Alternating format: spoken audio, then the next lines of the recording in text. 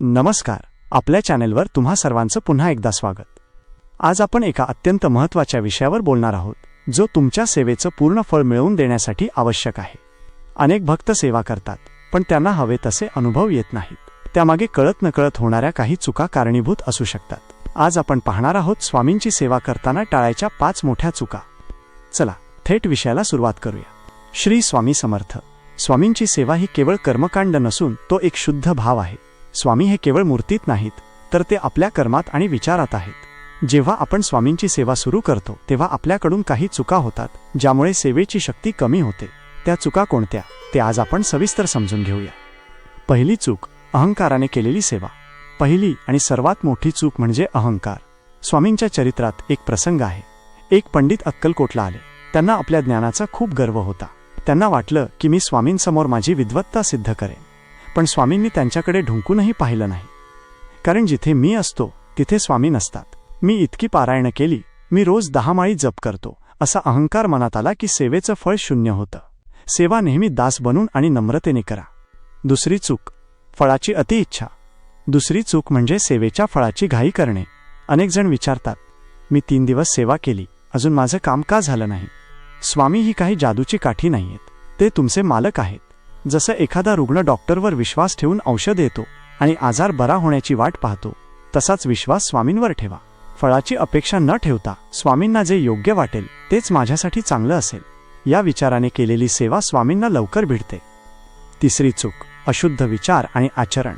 तिसरी चूक म्हणजे अशुद्ध आचरण. बाहेर कोणाची तरी निंदा करायची, कोणाचं तरी मन दुखवायचं, खोटं बोलायचं आणि नंतर स्वामींसमोर बसून जप करायचा. ही सेवा स्वामी स्वीकारत नाहीत.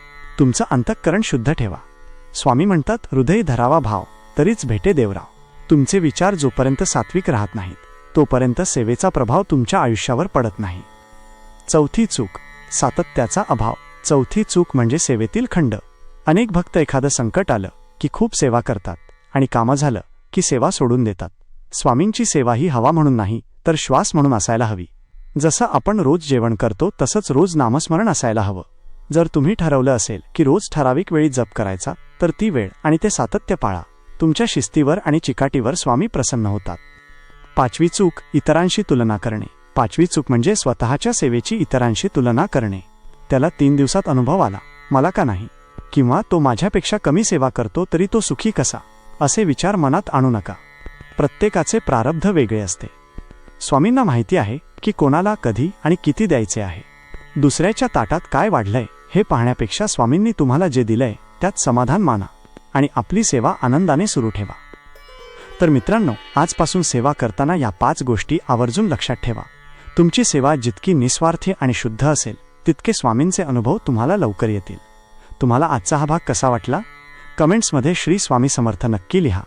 जर तुम्हाला स्वामींचा असाच एखादा अनुभव आला असेल तर तो आमच्याशी शेअर करा.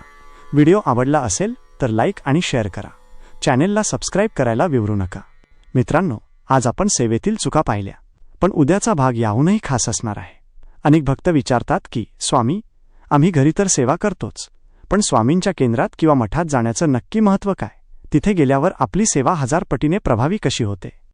उद्या आपण पाहणार आहोत स्वामी केंद्रात गेल्यावर अनुभवास येणारी अद्भुत शक्ती आणि तिथले महत्त्वाचे नियम.